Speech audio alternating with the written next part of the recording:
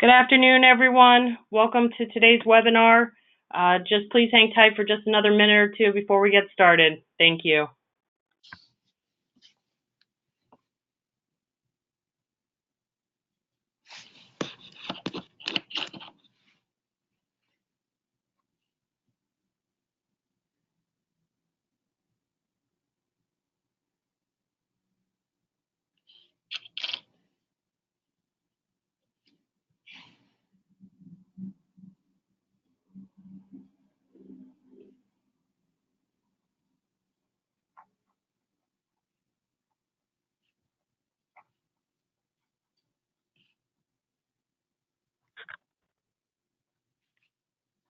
Good afternoon again, folks. Thank you for joining us today. We're going to give it one more minute here before we get started, and I'll be back on shortly.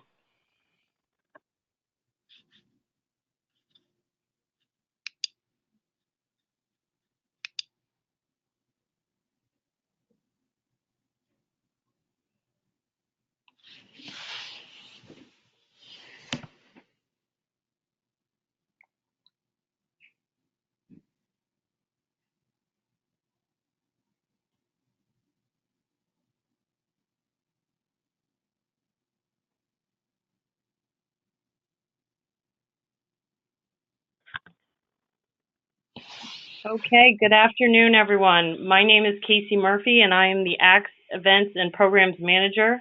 I want to thank you for joining us today for our October webinar event entitled Marketing Strategies to Support Effective Advocacy.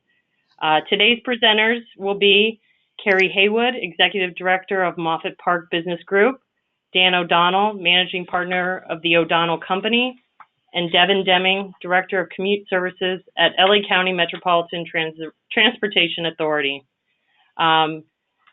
Before we hear from our presenters this afternoon, I wanted to quickly take care of a few housekeeping items. First, all attendees are on mute during this webinar. If you have a question or have a problem hearing us, please hit the question mark sign to the left of your name and type in your question. I will do my best to answer your questions as the webinar gets going here. Also, we will have a Q&A at the end of the webinar, so please feel free to type in your questions as we go in that question mark section sign, and we will make sure to get them all answered by the end. Finally, this session is being recorded, and I will have the recording up on the ACT website within 24 hours after the presentation ends. And I believe we added a PDF of the presentation on the handout section for you to download to follow along as well. Now I'd like to go ahead and introduce you, David Strauss, ACT Executive Director, to give an update on what ACT has going on. Good afternoon and welcome. As the premier transportation demand management organization in the United States, ACT strives to build a strong community of professionals working to advance and implement TDM at their work sites and within their communities. This month's webinar is a unique offering showcasing the power of our members to collaborate on policy issues at their local level, and it's great to see so many registered for today's call across the country. As the leading advocate for TDM, ACT strives to get the most out of our transportation system while improving the lives of commuters, increasing the livability of communities, and supporting the economic growth of businesses as we look to create a better journey for everyone. So today's webinar resonates well with these goals. For those of you who are members, and we can open up the poll here to see who is a member and who is not, we greatly appreciate your support and look forward to your continued involvement. For those of you who are not members, we hope that you will consider joining ACT and being a part of the largest network for TDM professionals. Let's see the results. Looks like about 70% of the folks are currently members, which is great. So 30% of you, 80%. So there's a good chunk of folks, though, who are non-members out there. And for those of you, members and non-members, we offer many opportunities throughout the year for professional development and networking. Coming up in a few weeks, we have our TDM Forum, November 13th to 14th in Nashville, which features 2 days of discussions on the future of TDM and awards for TDM excellence and our 40 under 40 awards.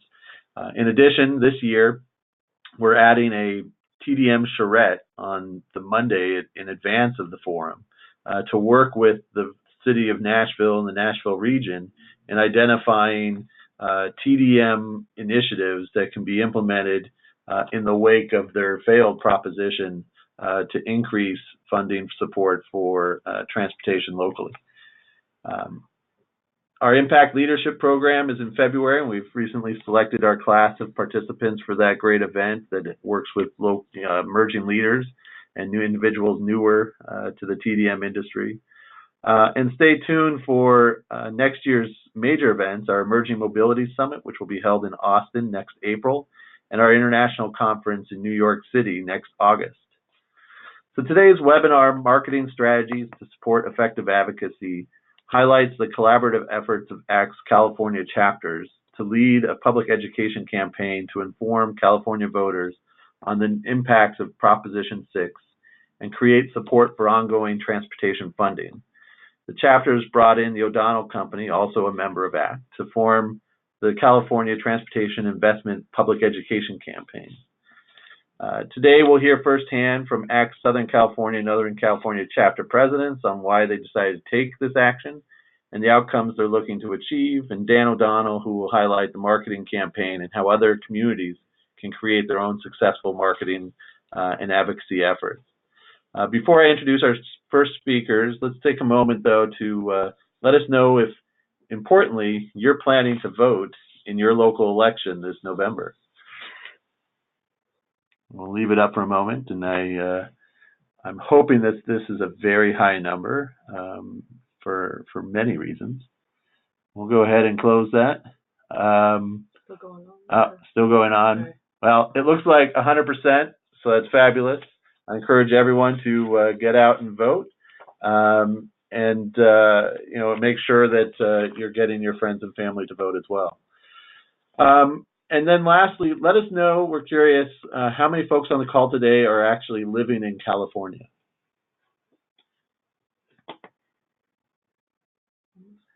All right, so keeps jumping back and forth there, but it's looking at about 40, 50%. Is that what that is? My glasses. 45, yes. About 45, 50% of folks on the call today are in California. So I encourage all of you that are on the call that are in California to hopefully get engaged in this effort and assist in in promoting some of the information that we'll hear about. It's now my pleasure to introduce Carrie Haywood, Executive Director at Moffett Park Business Group, who's been the Executive Director for the past 12 years. She's grown the business group from 7 member companies representing 20,000 employees to 13 member companies representing 40,000 employees. As Executive Director, she drives the organization's commitment of improving the social, environmental, and economic health of its members via advocacy, partnerships, and programs. Her work has had positive impacts for her members, such as better power quality, pragmatic development ordinances, improved transportation infrastructure, and park-wide emergency response and traffic mitigation programs. Please join me in welcoming Carrie. Yes. Thank you, David, and I'm excited and I'm thankful for everyone who's joining us on this webinar. So let's get straight into it. Let's talk about the issue, and let's go ahead and advance the slide. So I'd like to provide some background on what the issue California is facing. California has some of the most severe mobility and air quality challenges in the country. Mobility-wise, there are plenty of articles about the worst commutes in the U.S., and typically on every list, California has the most cities listed in the top 10 or 20 worst commutes. Probably not surprised to hear that LA is generally listed. We also have San Bernardino, Riverside counties, San Francisco, Oakland, and San Jose area in the Bay Area make quite a few lists as well. And because of the horrible air quality that actually developed decades ago, and which is still an issue, California in 1971 voted to use a portion of the gas tax to fund public transit to help combat congestion and air quality. Decades later, California continues to make an effort to raise awareness among its residents how deficient funding has resulted in more than 2/3 of the major roads in poor to mediocre conditions. 1,600 bridges are in deficient condition, and poor conditions create unsafe situation as well as contribute to congested roads, which cost drivers $29.1 billion a year in lost time, wasted fuel, and vehicle operating costs. Next slide. So what's been the response to this issue? Historically, California has had some type of gas tax for more than a century to address road maintenance and infrastructure. Before 2017, the last time the gas tax was increased was in 1989 from 9 cents to 18 cents. California has not only seen a decline in the value of the gas tax because of inflation, but because of the rise in improved gas mileage, hybrids, and electric cars. This resulted, 28 years later, in California state legislature to pass the Senate Bill SB 1, which is the Road Repair and Accountability Act. This is estimated to provide $54 billion over 10 years to fix roads, freeways, bridges, provide funding to transit, and improve transportation safety throughout the whole state of California. Many people reacted to the state legislature increasing the tax. There's an argument out there that any increase in fees or taxes has to be voted on by all Californians. This argument drove a signature campaign to get Proposition 6 on the ballot. And what Prop 6 does, if passed, is to repeal the portion of the tax recently enacted in SB 1. And not only does it remove the increased tax, but it actually amends the California Constitution to require any future measure that would enact any type of vehicle fees or vehicle fuel taxes would have to be submitted and approved by the electorate, meaning a majority of Californians would have to approve any type measure. So go ahead and advance to the next slide. So what is the impact? If the proposition passes, funding for over 65,000 transportation improvement projects is eliminated. So without alternative funding sources, economic, farm-to-market, and tourist activity will be significantly impacted.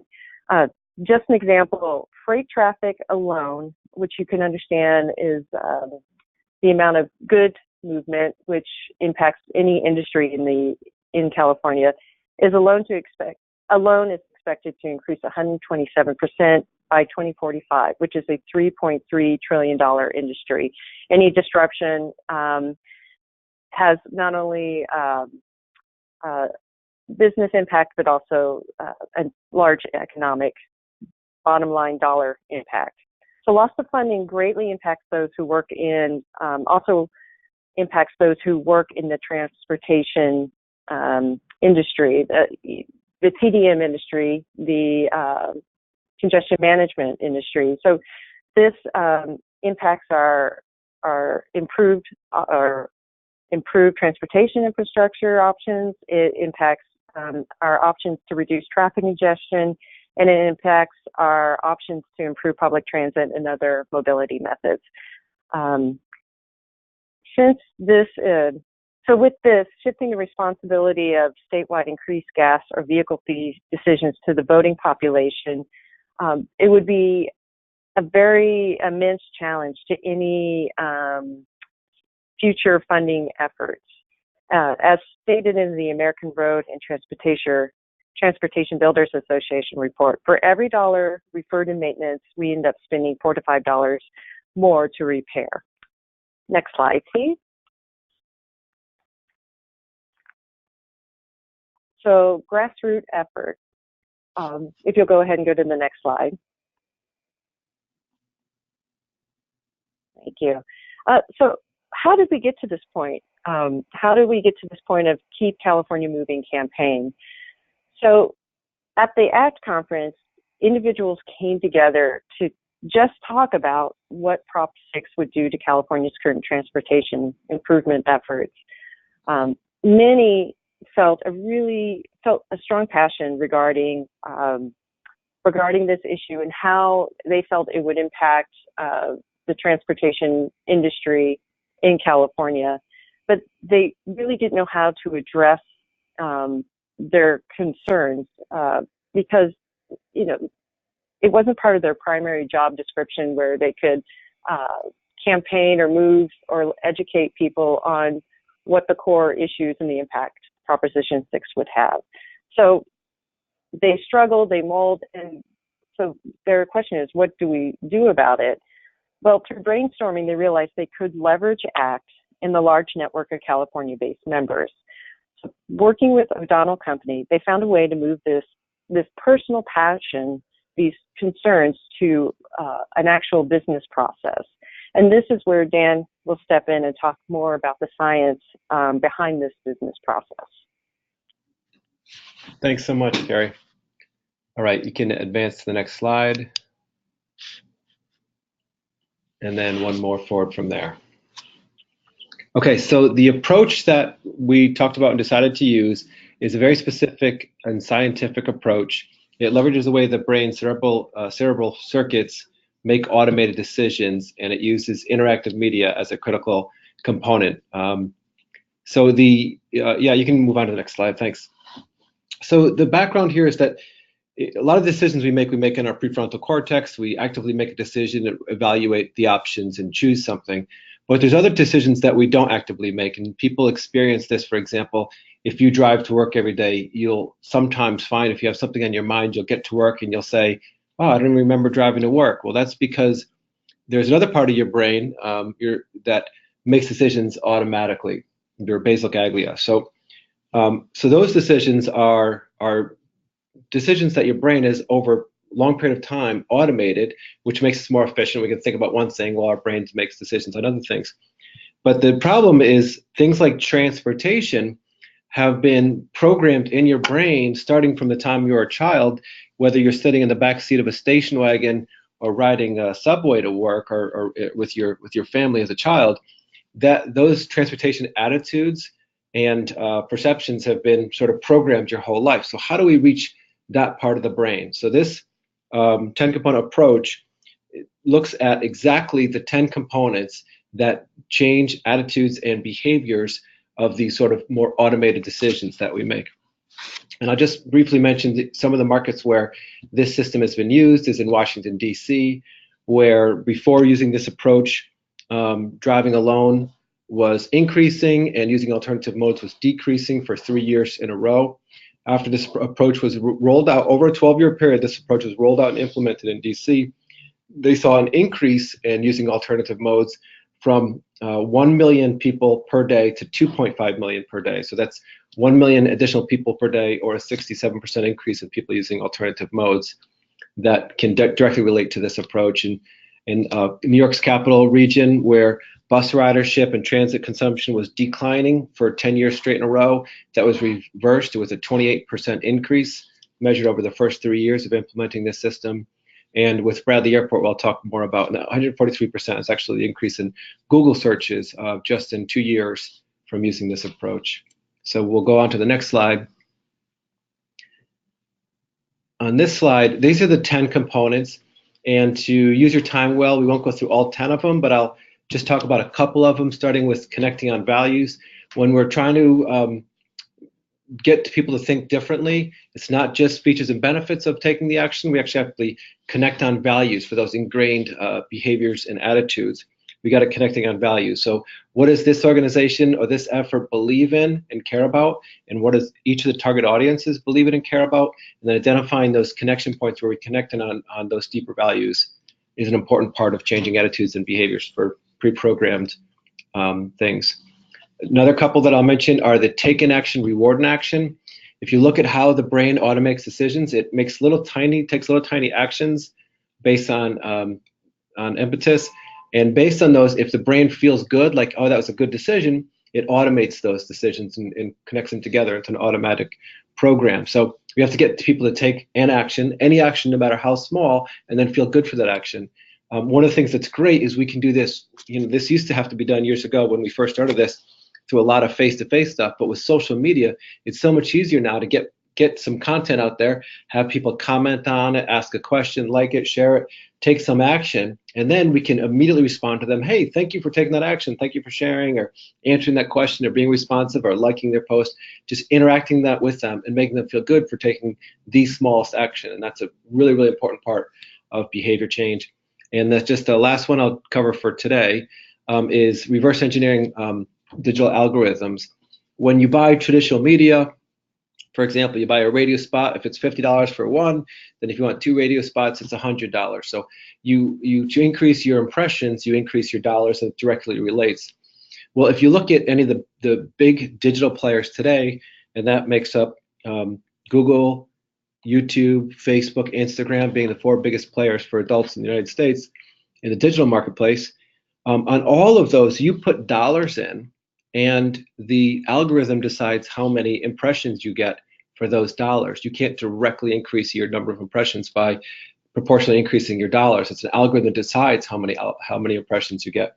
So there's things we can do by studying, and each one of those is experiencing currently more than 1,000 algorithm changes today that make those determinations. But those algorithms, those changes are talked about in these sites' blogs. And so if you read those blogs and then you run tests, you can test to see which algorithm changes are being implemented and when they're being implemented. And then you can optimize aspects, little detailed aspects of your campaign that can massively increase the number of impressions you can get. So rather than just focusing on the dollars, understanding the algorithms is super, super key. All right, we'll move on to the next slide.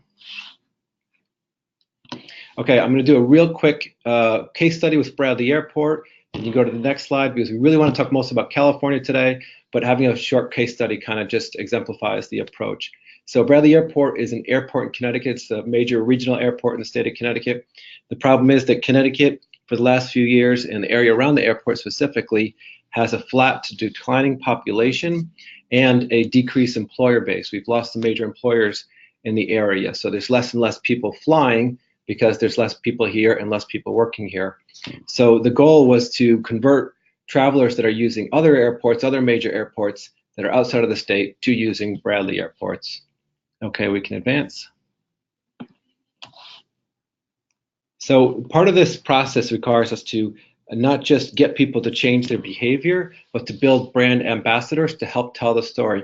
This is super important today, and any organization that's trying to get a message out there is going to look at their marketing budget and say, hey, I don't have enough dollars to get my story to enough people. So the most effective thing is to have a story that people want to help retell for you. So that's a key thing that we think is really, really important today, is figuring out how to come up with a set of messages that you can not only share, but you can get other people to help share those messages.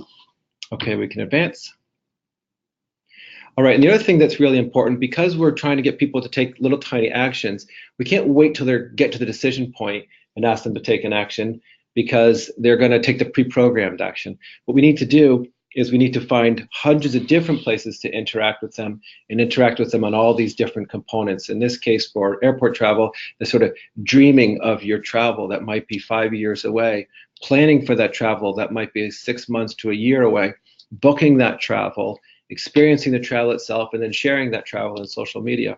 So if we understand all these different phases of decision making when it comes to either air travel or transportation, then we can find a bunch of different places that we can interact with people digitally. All right, next slide.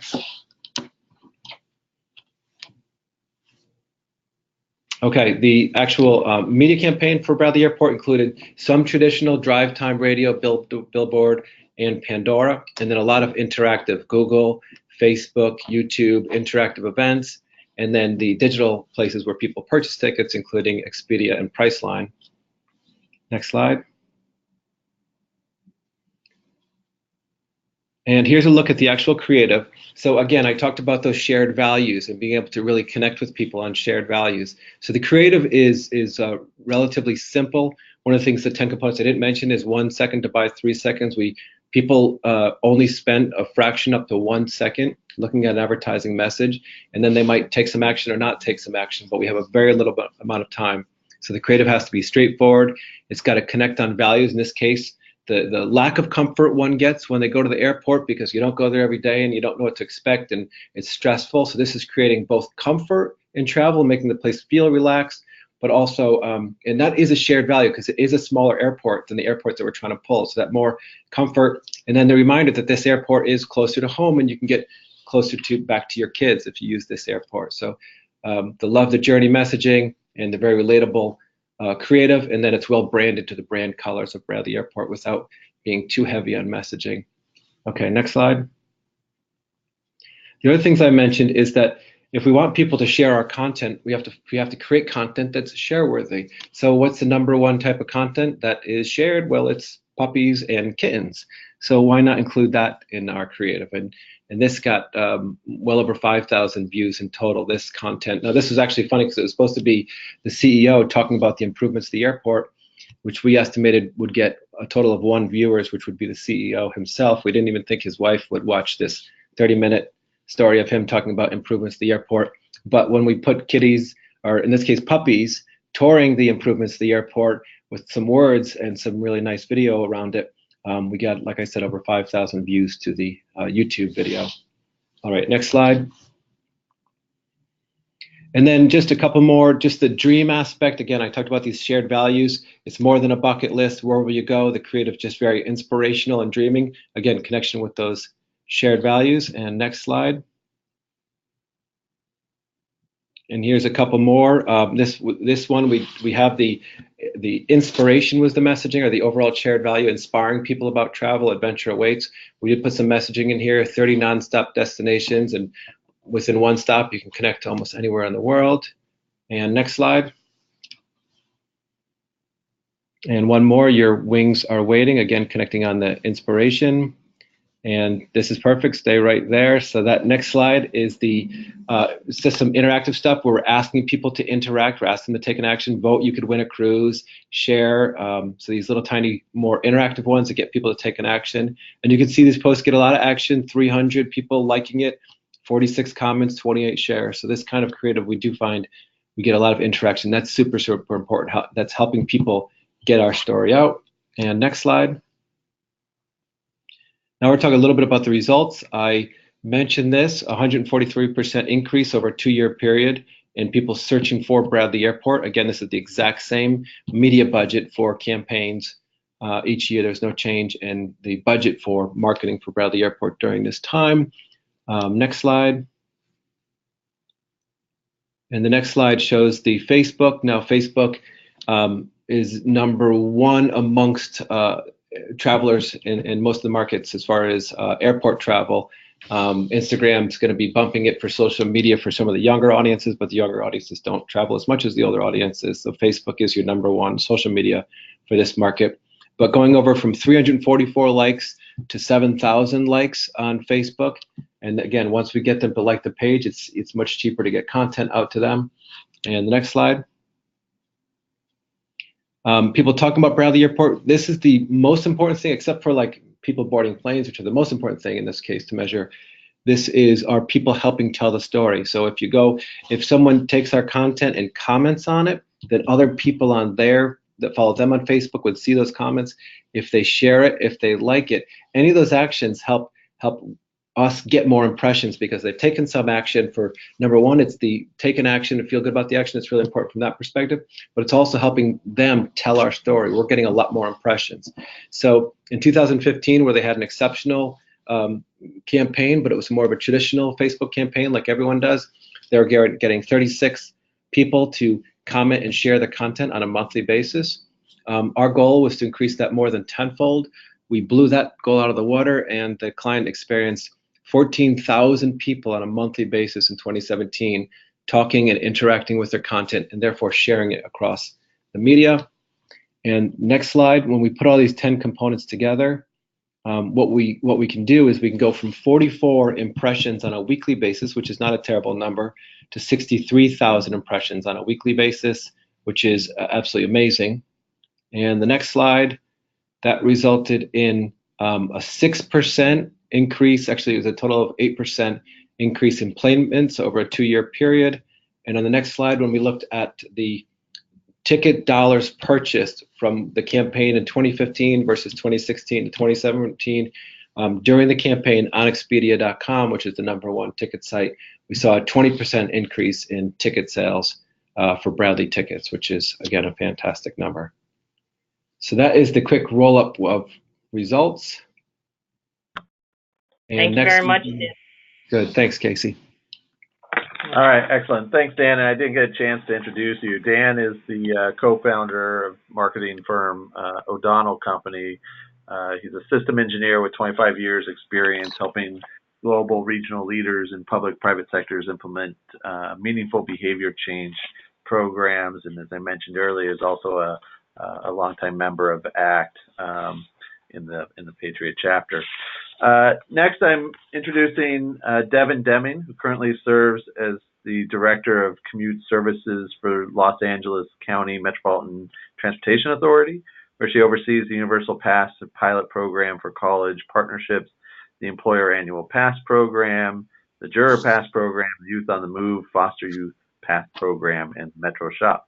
Prior to joining Metro in 2006, Ms. Deming had been the rideshare program administrator for Los Angeles World Airport since 2003, directing all of the airport's employee transportation benefits programs, including transit, van pool, carpool, biking, walking programs, and had an active role in regional transportation planning and implementation. She serves as the president of the Southern California ACT chapter since 2007, as well as a certified member of the American Association of Airport Executives, South Coast Air Quality Management District certified employee transportation coordinator, and is an active and regular transit rider. And before I turn it right over to you, Devin, remind everyone to enter questions into the question box, and that this is being recorded, so you will be able to have access to it after. Devin, it's all yours. Thank you, David. And after you've said all of that really wonderful stuff, I want to remind people that, part of the reason we launched this campaign is because we couldn't do this under our regular day jobs. So we're not representing actually the companies we work for in this effort, but we're really representing the ACT chapters and the ACT members in California.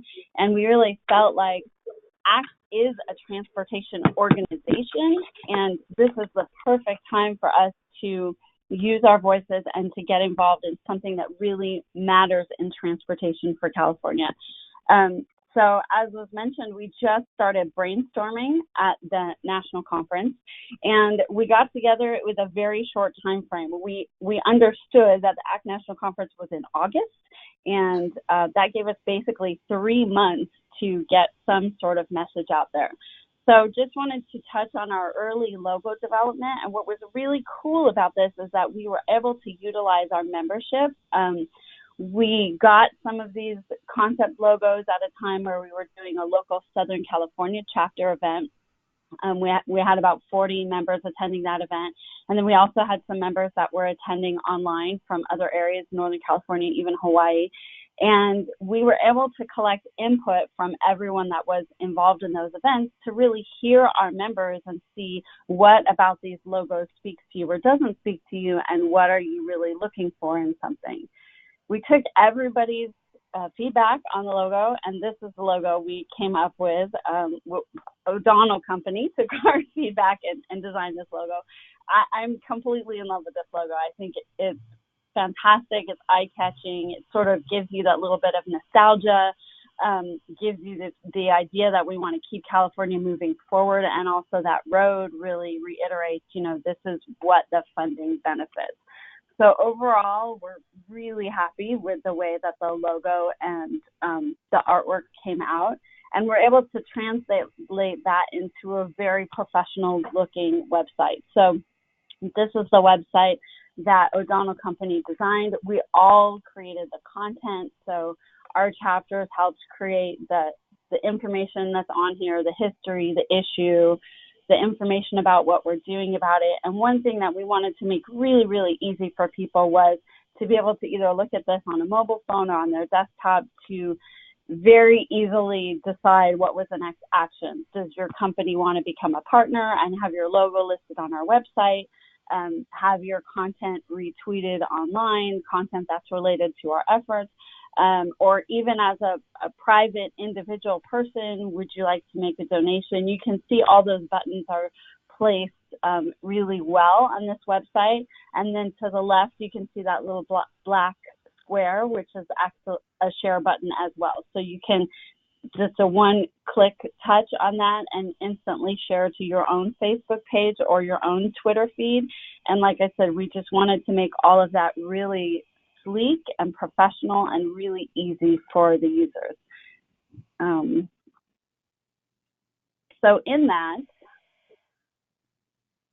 we also created for the partners a toolkit because we wanted to be able to use our mail services, our e-blast capabilities to send out and to have also easily downloadable on the website, a toolkit which would explain to people why this is important to us and what this effort is about.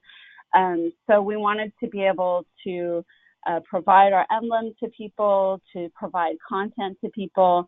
And one of the things that's also available on our website is a widget that people can actually cut and paste. If you click on that black share button, you get language for a widget that you can just cut and paste onto your website, which puts our information and our logo and a link to our site on your website. So we wanted to make all of that really easy. The partner letter, we wanted to really convey our passion behind this issue and why it's so important and why we're taking this on, because pretty much this is something we're doing 100% in our personal time. We're spending evenings, weekends, you know, having to explain to loved ones like why this effort is so important to us, and we really wanted to convey that in the cover letter as well. We also, so these are the partners that came on immediately, and we're so thankful to all of these partners. Obviously, ACT National has been a great partner, and you can see we also have other transportation organizations who felt this is really important messaging, and it's really important to get this out. So these partners all helped us with a financial contribution that is able to help us put together this content that you're seeing and the social media content that O'Donnell Company created and that we'll continue to use in the next 2 weeks. So because this is such a quick turnaround time, and obviously we knew we needed to get a lot accomplished in a very short period of time, we've been really focused on the social media, as Dan was talking about. We instantly created, like on day one, we created Twitter and Facebook pages that you can easily follow and share. And the messaging that we initially began sharing on this, we really focused on getting usable content out. These pages have literally only been up for about 2 weeks.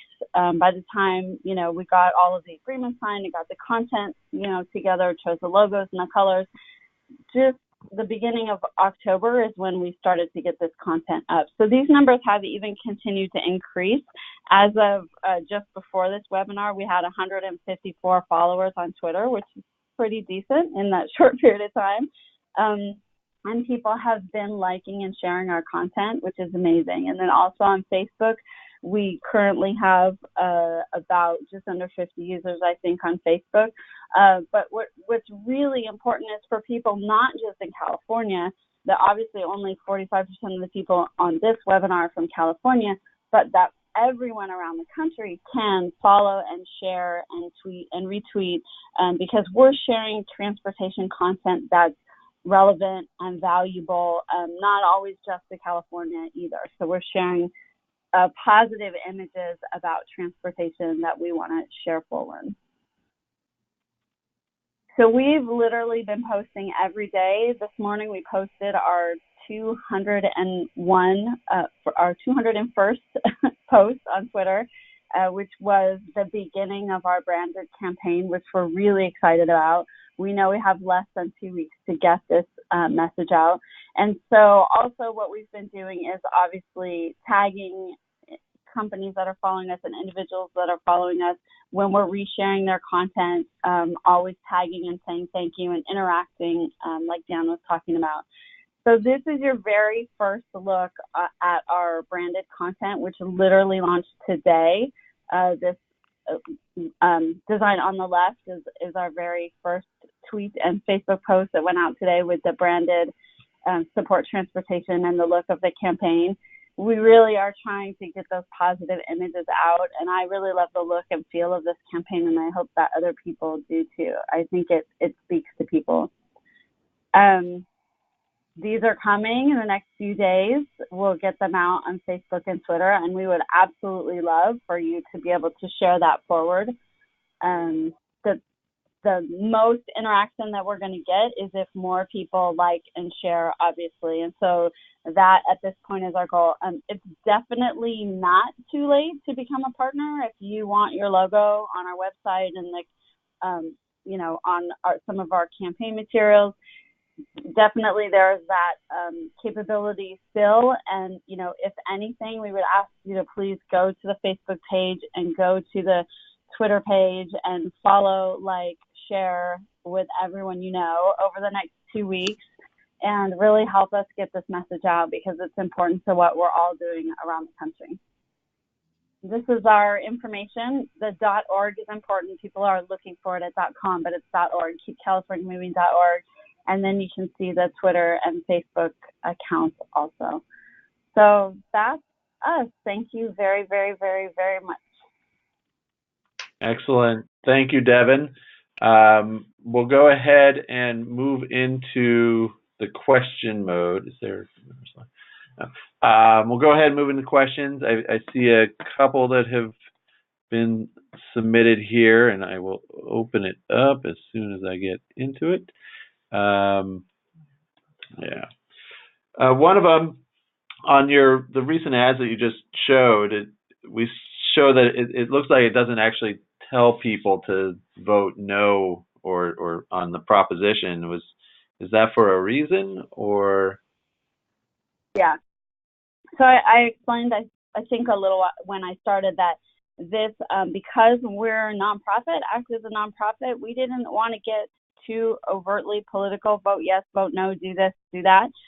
What we really wanted to do is educate people in California about the value, the individual value to you as a Californian of this funding, of transportation, of the benefit that you're going to see as a Californian by the fact that, this funding exists. And so that's really our effort to really, you see the message is support transportation. So in any way that people can do that to support transportation, and we've even talked about, does this campaign have value beyond Election Day? And we think it does. We're getting these positive images out. We have all of these followers. We're interacting with all of these different groups. And it is a good message, and it is probably one we'll want to continue to live on. Excellent. This one goes a bit for the campaign itself, but then I guess in general, on an outreach campaign like this, how are you measuring your impact or success? Dan, you want to take that? Yeah, so that's a great question. On something like this, obviously, we're not going to directly vote. The votes and all that will be harder to directly connect to this. But I think the amount of exposure that we get, are people interacting with it? Are they sharing it with other people? Are they, taking interest in commenting on it? Are they viewing it? So I think that we'll be looking at views, likes, and shares will be really important aspects of the measurement of the campaign. Excellent. Dan, this one goes towards you, I think. How closely were you working with Bradley Airport to improve their overall customer experience?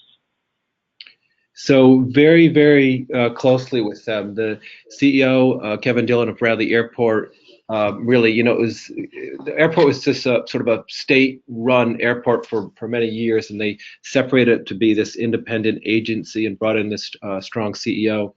And he really just wanted to, the state of Connecticut's laws are that everything gets done by the lowest qualified bidder. So there's no more plain Jane concrete building that exists in Bradley Airport when we started, but there was no real money to really change the infrastructure of the airport.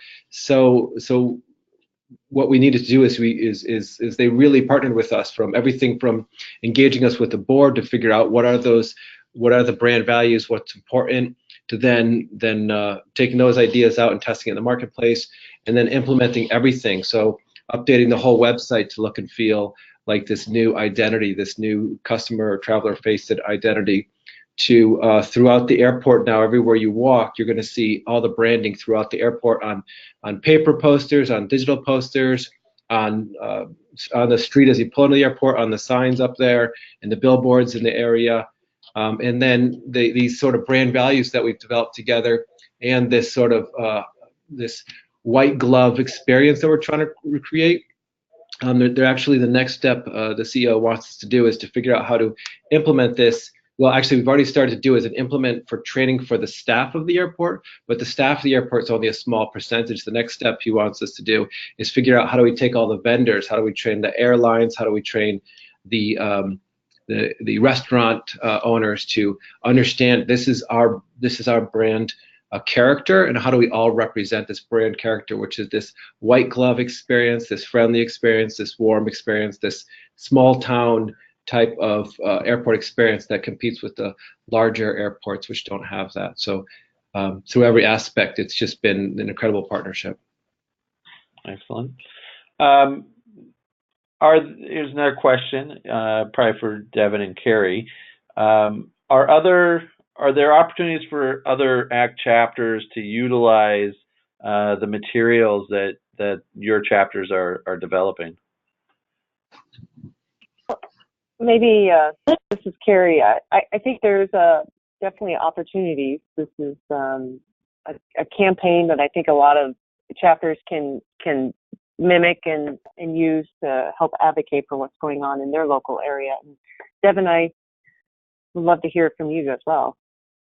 It's something we haven't really talked about, but definitely sharing the information on all your social media platforms. Obviously, we own this campaign. You know, that's part of our agreement with O'Donnell, that once this campaign is done, we own the content. So I think we'd be open to talking to other chapters about using it and sharing it. Excellent. And then I think we got two more here. Are people still able to become partners of the campaign? Absolutely. Yeah, there's buttons right on our website if people want to become partners or donate. And, where that financial contribution is going to is obviously to be able to create more of this content and then boost it on the social media platforms like Dan was talking about, to get it in front of as many eyes as possible in the next 2 weeks. So whether it's your company wants to become a partner and get their logo involved, or whether it's just an individual who, identifies with this effort and also feels passionately about it and wants to give a personal donation, we would be happy for the support, because we've all been carrying this, on our backs, and we are very passionate about it, and we want to try and reach as many people as possible. So, yes, and if you're not in a position to either become a partner or make a donation or any of that, every share is meaningful to us. So every time somebody shares it, you're going to get that in front of more eyes, and that's so valuable to this campaign. So thank you for everything you can do in that respect. Very easy actions there that cost no money to participate. And then it looks like last, and you may have answered it within the presentation, but what messaging strategies should an organization use to really educate the public about supporting funding? So is there a certain, messaging that resonates more than other messaging, as you've gone through in developing this campaign that you were identifying as more effective? So I'll just say that this thing has just sort of, there was some work to get to the decision that this is definitely happening, and so these posts we just posted the first one live today. So we don't have the kind of data like, hey, out of these 9 different posts, this one's performing the best. I can only speak that all the stuff relative to values-based stuff, you know what I mean? Like connecting on the fact that, better roads get you, and we show pictures of people with their family, connecting people to to healthcare, connecting people to groceries, connecting people to work, connecting, bringing families together. It's those values-based stuff we know is the most effective, and that's the shared values that we have with the audiences. So I think that generally speaking, that's what we know is what works the best. So also for the content prior to this, that I mentioned that we've now posted 200 tweets prior to launching this portion of the campaign. The things that are getting shared and retweeted, honestly, are all about traffic congestion and reducing traffic. Those are the most popular things for people to like and share and retweet. Excellent. And I guess kind of building off that, just my own question, curious the support side of this camp, the organizations that are pushing for the passage of this repeal, what is the messaging they're using, and how are you trying to actively counter that messaging? Actually, we're not. I'll speak. Yeah. Go ahead, Devin. Yeah, so really, I think they're taking it more as like Californians didn't have a choice. This was forced on California, and we're not trying to answer that at all. What we're trying to do is get people to understand how important transportation is to your lives and why this is a really good thing for California to be doing. So, Carrie, you want to add to that? I was just going to say in the Prop 6, along with the tax, they are focusing on kind of the political dysfunction. They think California is dysfunctional, and so it's almost like a negative campaign. And on what Devin was saying, I think we're just trying to stay focused on what's positive and what are the good things that come out of funding a good transportation system. Excellent. Sounds good. Well, it looks like we've hit all of our questions. I don't know if there's any last comments from any of our speakers that they would like to add.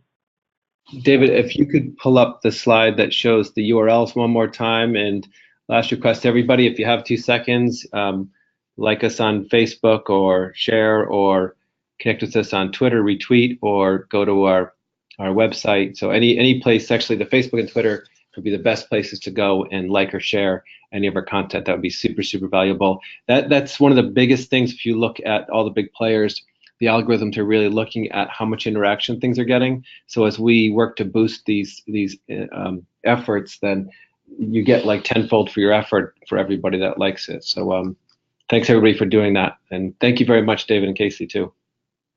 Thank you. Yeah, well, and go ahead. I would just add that this is something we've never done before. When we first started talking about it at the ACT conference, we were like, what could we possibly do? We're not seeing a lot of messages coming out about this, and we think it's really important. And, if you look at the time frame that we went from having a conversation to having this fantastic campaign, we really didn't know in our first conversation if this was something that we could make happen. And I'm really proud that we did. And I'm really proud of the look and the messaging of the campaign and the value of the information we're sharing. And I just think, other chapters and other organizations can look to it and say, even with a short time period, your message is important, and it's worth the effort to do it. Definitely, and I would echo that as well, and really want to applaud the efforts of both of the chapters, the Southern California and Northern California chapters, for pulling this together. It is exciting to see what can be done when ACT members come together, and we are at an exciting point within transportation and the TDM industry as a whole. And encourage folks to get active. It doesn't, even if you're in an organization where you may not be able to, through your work site, get actively engaged in advocacy, we all have personal lives, and you can spend time informing and educating your friends and neighbors about the importance of it as well. So I encourage you to get involved with this effort, get involved in ACT's overall public policy efforts, and help us really advance TDM locally as well as nationally. So I thank everyone for calling in today. As Casey mentioned earlier, this webinar is being recorded and will be posted up on the ACT website probably midday tomorrow. Thank you all for coming, and our next webinar will be, I believe it's December 4th, on Tuesday, December 4th at 2 p.m. And we'll look forward to seeing you then. Bye. Thank you. Thanks. Thank you all. Thank you.